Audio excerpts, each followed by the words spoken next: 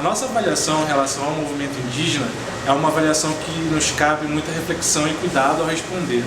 Sabemos que há mais de 30 anos os povos indígenas vêm se organizando e a maneira de sua organização é uma maneira tradicional, cultural, que leva em consideração os seus conhecimentos tradicionais. Para além dessa questão, o movimento indígena hoje regional, estadual, ele tem sua força, tem sua matriz ainda bem consistente. E é justamente nessa força, nessa energia, que a gente avalia que o movimento indígena ele é capaz de mudar, de transformar e de buscar e lutar por dias melhores hoje no Brasil, no Amazonas e em cada município onde existem os povos indígenas.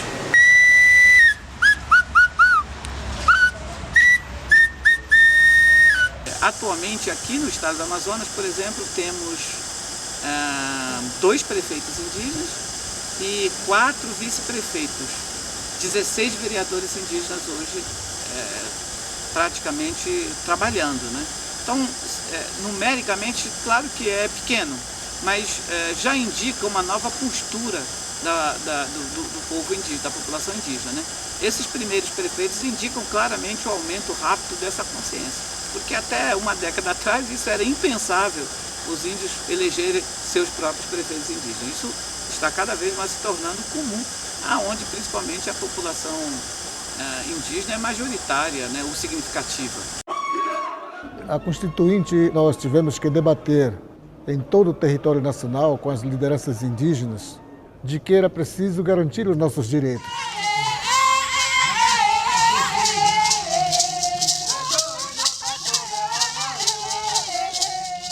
Nós só vamos ter de fato no século XX, né, e exatamente, especificamente com a Constituição de 1988, pela primeira vez, direitos associados a não só os indígenas, né, mas aos outros grupos minoritários que fazem parte da sociedade brasileira, reconhecidos e assistidos dentro de uma legislação geral, de uma legislação nacional. Ele está querendo não exterminar o índio tuturado. Que essa parte da nossa população não teria direito sequer à demarcação dos seus territórios, porque eles não eram mais índios.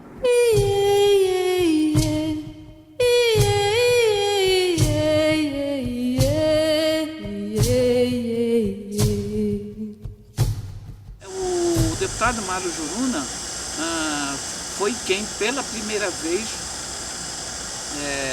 colocou a questão indígena na pauta do Estado, na pauta do governo. Antes disso era uma questão, a questão indígena era uma questão periférica do órgão indigenista, do SPI e da FUNAG, né?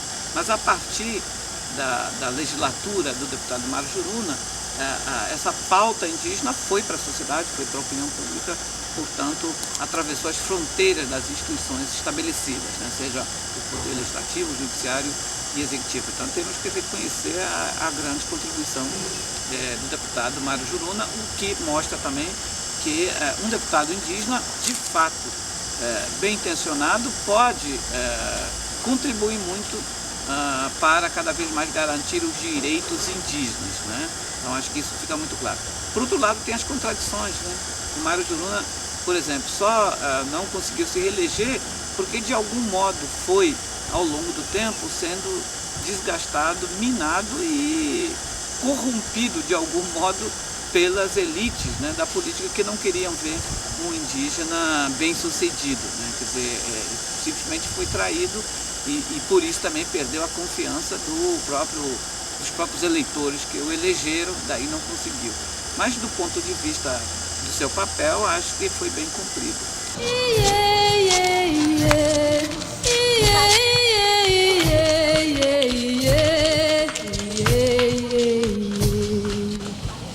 Falar sobre essa questão da própria construção de um pensamento social, pensando assim a massa, né, a população, o povo brasileiro como um geral, acho que o que a gente percebe, né?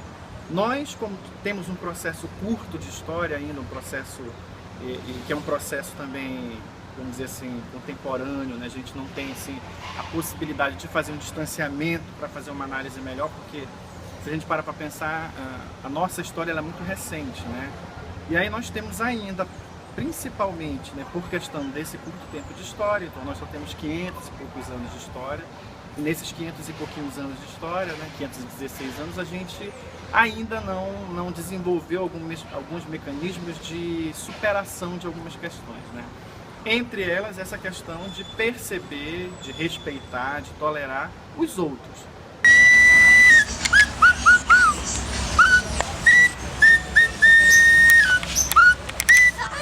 Hoje, a nossa comunidade, aqui no contexto da cidade urbana, né, tem outro olhar em relação à aldeia que é muito distante das outras realidades.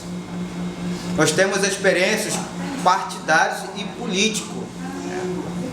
Então, eu fui uma das pessoas que me envolvi durante 8 anos como liderança aqui da associação e vivenciei essa realidade na qual onde o movimento precisa de um candidato que represente a nação indígena, a comunidade indígena, porque houve uma grande preocupação. Nós elegemos um homem branco, mas ele não briga pela nossa causa indígena, na área de educação, na área de cultura, na área de empregabilidade, né? Então na área de saúde. Então nós damos nosso voto para o homem branco, mas ele não corre atrás para reivindicar nossos direitos.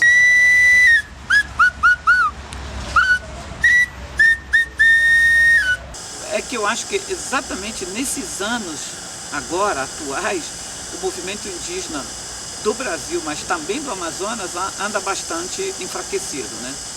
É um momento um pouco de crise que o movimento passa nos últimos 5, 6 anos. O movimento indígena aqui do Amazonas sempre foi um dos maiores e mais fortes movimentos indígenas desde a década de 70.